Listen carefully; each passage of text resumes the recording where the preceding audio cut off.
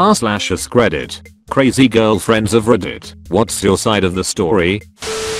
We got engaged and decided to buy a house. I put up the whole down payment. He had to pay off some debt. The mortgage was to come out of a joint account I set up, but he never went to the bank to sign adding his name, so it was just me. He promised to give me half the mortgage payment every 2 weeks.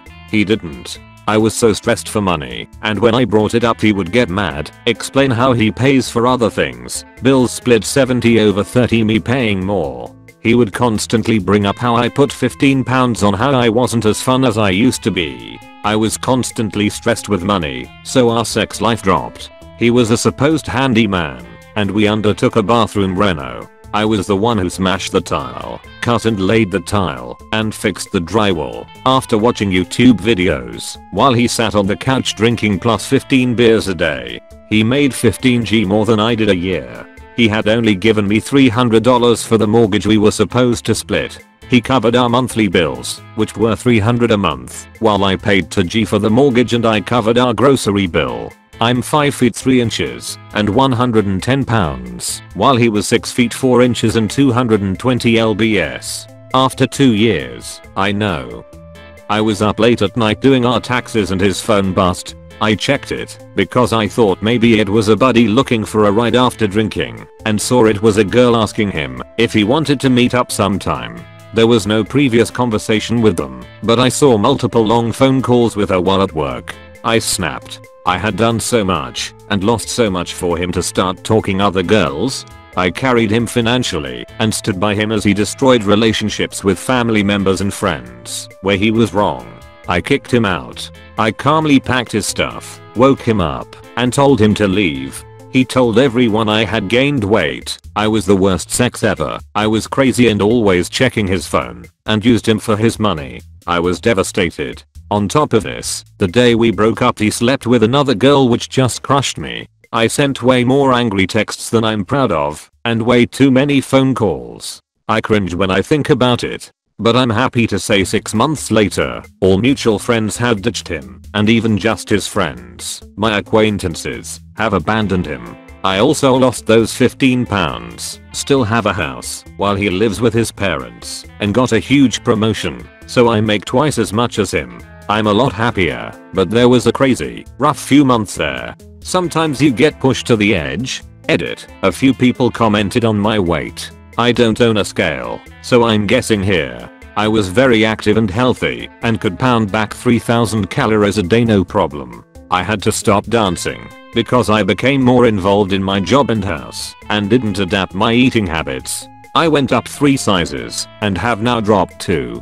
I probably lost around 10 pounds of fat, but gained muscle, so I could be around the same weight. I didn't ignore major warning signs, and I was aware of what was happening. We were together for 5 years, and we bought the house during the last year and a half. The last 4 to 6 months is when he was an asshole and rude. There was no indication of bad spending habits prior to purchasing the house. He had good credit and no debt at that point. I was mildly concerned he didn't have money saved, but I have always been very good with money, and buying a house young was my goal since I was a teen. So I had been saving for that, and I had sports scholarships to get me through school. He did a major change after buying the house, and it's hard when you love someone and they do a 180. You do try to be more understanding of their behavior because it's so unlike them. After all is said and done, I'm still happy it turned out this way. I learned more than I would have if I didn't. I didn't know I was capable of renovating a bathroom, but I did, and I'm very proud of that. I know some people mentioned this isn't very crazy. I acted crazy because I could not understand how he could do this, and for 6 weeks I hounded him for an answer.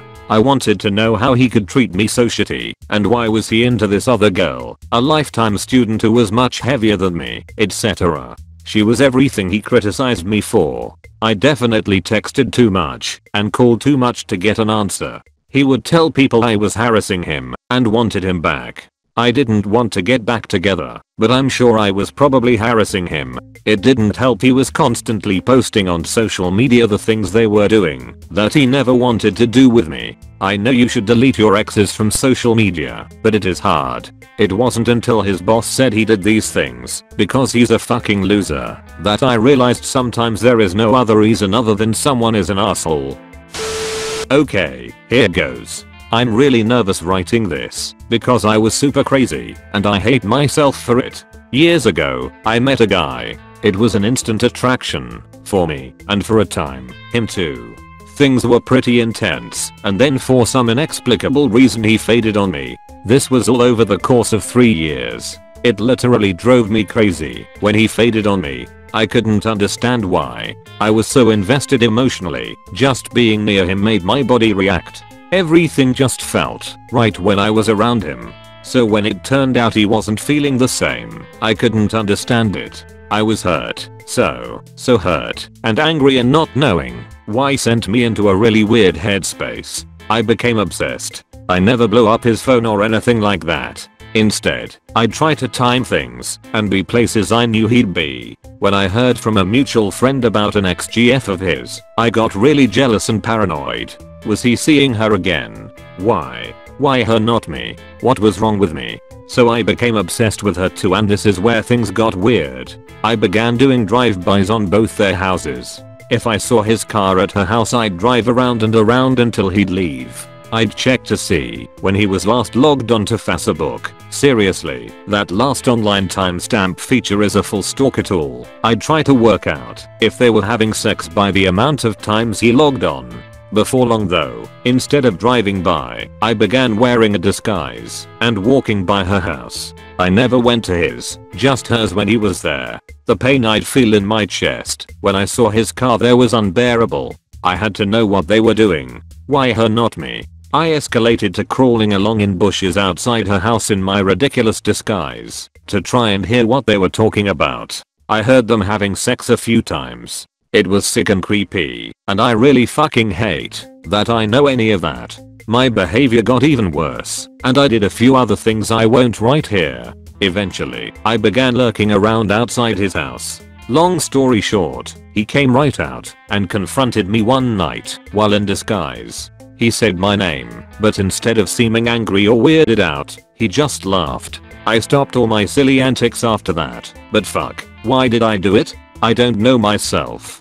The worst part was that during all these lonely, sad nights I spent doing this, I knew it was crazy and weird, but I still did it. During the time I was in treatment for suicide attempts and BPD, but I still carried on like a weirdo. I never told my therapists about him or her, or what I was doing. I wish I had the excuse that I was super crazy and was hearing voices or blacking out, but I made a choice.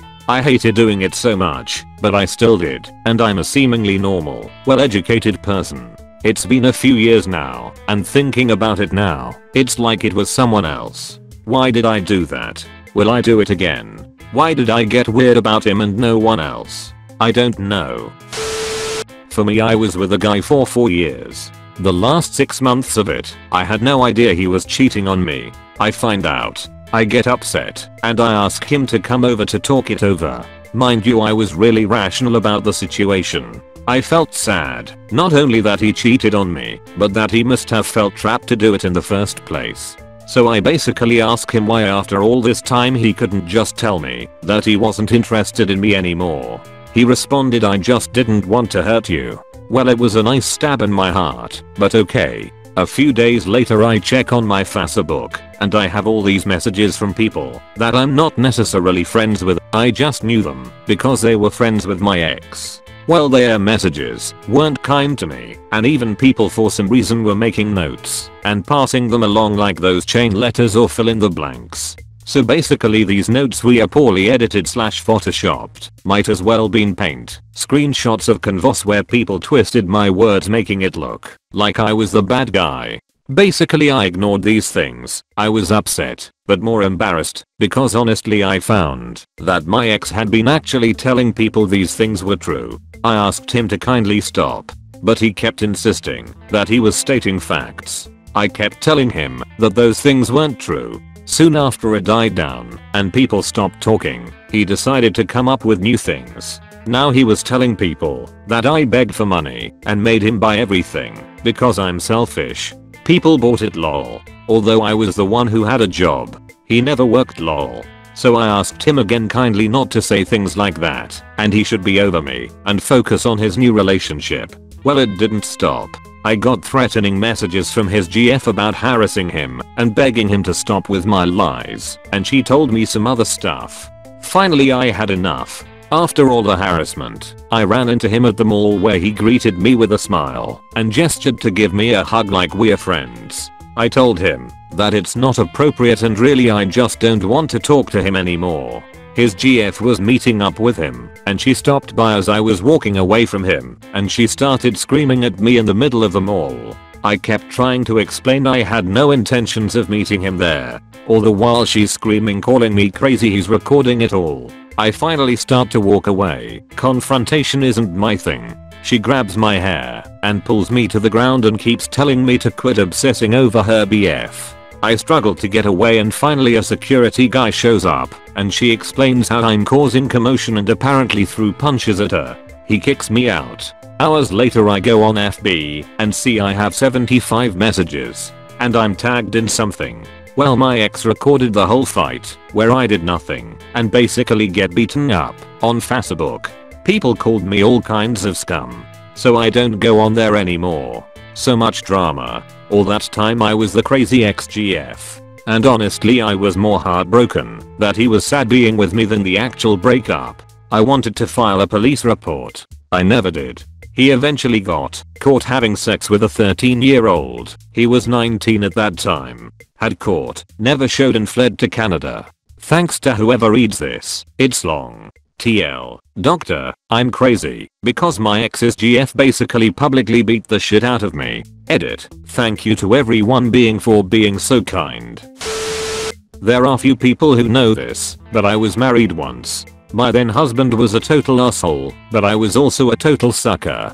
First, we had been dating for 6 weeks when I became pregnant. I'd like to say it was because the condom broke, but it was because he told me that he had never met anyone like me before. He was so in love, he wanted to marry me and start a family right then and there. I came from a super screwed up house where I was abused, so I was pretty excited that someone wanted to love me forever. After I was pregnant, he told me I didn't need to work anymore. A couple months after that, we were too poor to live in our neighborhood, so he moved us out to a farmhouse in the middle of nowhere, took the insurance off of his truck, and began using my car to commute to and from work. If I ever had an appointment, he would book the time off of work like a nice husband and take me himself, then drop me back at home. But if there was anywhere I wanted to go, like to be with friends or family, the answer was no. When my son was born, things got seriously worse. He didn't show up for the labor, and when my son was born at 8 p.m., he went home to grab a change of clothes and didn't come back for 2 days. I developed postpartum depression, Marizo anxiety that would suddenly strike 45 minutes before he was due to arrive home from work every day. He developed a temper. He wouldn't give me any privacy. He had set up a camera that he could watch from his phone to watch me at home in the living room. It was meant to be a baby camera. He somehow had access to every text message, website visited, photo taken on my phone. I don't know how. If I wanted to shower, he would wait until he heard me close the shower door and then pick the lock and open the bathroom door. He would tell me to hurry up because our son was crying. This made me more anxious and more depressed. So I took matters into my own hands and sought out antidepressants. Got a prescription for Cipralex and Ativan. Because he controlled the money so tightly and gave me an allowance of sorts. When he gave me the money for the prescription, I took the antidepressants, but didn't fill the Ativan, then pocketed the money. I pocketed enough to take a cab to the nearest bus stop and then take a bus to the nearest courthouse. I asked a lawyer what I could do. She told me nothing. If I was still living in the same house, no custody, no nothing, I'd have to find a way to get on my own 2 feet. He found out I had visited the courthouse because he noticed I wasn't on the baby cams. Then, he checked my history on the internet and saw that I had visited the courthouse website for information about custody. Up until then I didn't know that he was tracking my internet usage. I admitted I wanted to leave and I planned to take my son. He then tried to throw me out of our house, slamming me against the door frame, and I kneed him in the groin because he was holding my arms back. He called the police and told them I had assaulted him. The police found that I had his nail marks dug into the back of my arms and told us that they couldn't determine who the aggressor was, mostly because when they tried to talk to me, I just cried and cried. He called Child Protective Services and told them I was suicidal and tried to overdose on my Ativan prescription, the one I thankfully never filled. Even though I proved that this never happened, they determined that I was a high-risk parent because I had sought out antidepressants for my postpartum depression. They told me that I could only have supervised visitation with my son and that I'd have to find somewhere else to live in the meantime.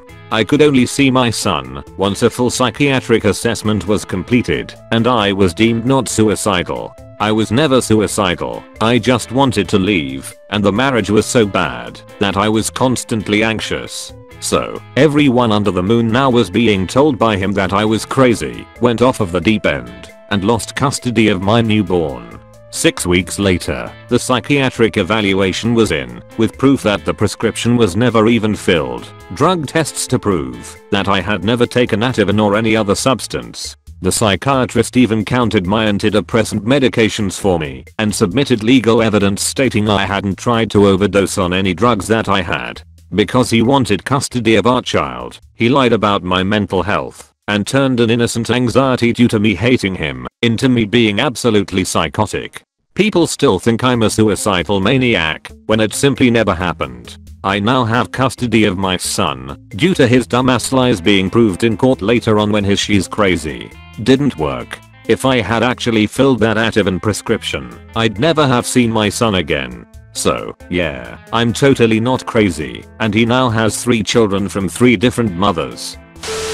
I wasn't the crazy girlfriend, I was the crazy wife. He became convinced I was cheating on him, and that I was mentally unstable and incredibly violent. I didn't want to tell him the passwords to my computer or emails. I'd bought a new phone after my old one died, and it told me to input a PIN, so I did. I was in the middle of exams at the time, so I was spending a lot more time at college with classmates he didn't necessarily know. At the same time, I was being called into work a lot, so I was rarely home. Clearly this all meant something was going on. I left my computer on one night and he took advantage of it. I'm not too sure what he saw: porn, a Facebook conversation with a friend from class, but he became convinced I was having an affair. It didn't matter that I literally didn't have the time to have one, nor the energy, but he became furious. He demanded access to everything and started following me around the house, calling me a bunch of names and throwing my phone and laptop at me so I'd show him my emails and FB convos and internet history. I was so sick and stressed. I'd also fractured my elbow a week earlier and was in a lot of pain that I caved and said I suppose I had. I mean, I talked to guys he didn't know and I looked at porn every now and then. Maybe I was a cheating slut? He told me I was sick. That's what really sticks out, looking back. At some point I left the house the night and made it to a friend's place. I have no memory of the drive from mine to hers. I was in a daze. Everything he said kept repeating in my head and I checked myself into a mental health clinic. I was discharged a couple of weeks later with a diagnosis. He clung to that diagnosis like a life raft.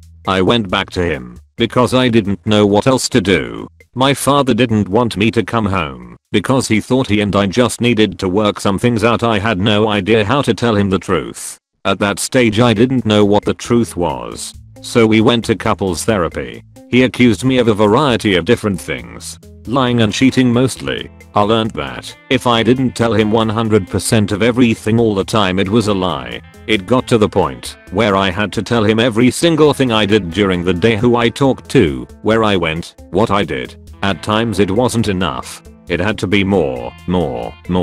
I began embellishing the truth because it wasn't enough. The truth wasn't, well, truthy enough. All the time he told me I was sick. He made it sound like I was diseased and disgusting. About 8 months after I was discharged from hospital, I was told I no longer met the criteria for my diagnosis and hadn't for quite some time. I went home and told him. I was so happy I was certifiably sane. The first thing he said to me was, "So what are you?" He needed me to be sick. If I wasn't sick, then the problems we had were equally shared. He had to take some responsibility and accountability in the relationship. I constantly tried to meet him in the middle, but it wasn't enough. It was black or white, all or nothing. We went back to couples therapy. In our last session, the therapist clearly sided with me. She said as such. She said I was in the right and that he needed to stop complaining and realize I was trying to meet him halfway and he had to do the same. He said he'd had enough. Our marriage was done. He went to stay with his brother and sister-in-law. I had 2 days to get out of the house. Although I was in a daze that night, I quickly packed up and within a day I was gone. This was 12 months ago. I still have people coming up to me and asking if I was the one to call an end to it. He's apparently been depressed and crying to friends, playing the victim card. He tells everyone I cheated on him with dozens of men, when in actuality he's the only man I've ever slept with. He tells them I'm violent and abusive. He tells them I'm crazy. I've lost some friends, but I've also discovered who my true friends are. He contacted me about 3 months after he left and said he wants a letter from my psychiatrist while I was in hospital to state I'm fit for court. I reluctantly called my psych and he laughed, saying there's no reason for him to write anything, there's nothing wrong with me beyond situational depression and anxiety. I've moved on. I'm with someone else now. I will admit I'm anxious a lot and constantly watch myself. I never know where the line is. I'm always looking over my shoulder and biting my tongue so I don't say something wrong. I'm scared of making waves and upsetting someone. We had a small argument last night and the whole time I was hating myself for speaking up and trying to defend myself. I've moved on, but I still have a long way to go, I suppose. Thank you so much for watching. Please like and subscribe the channel.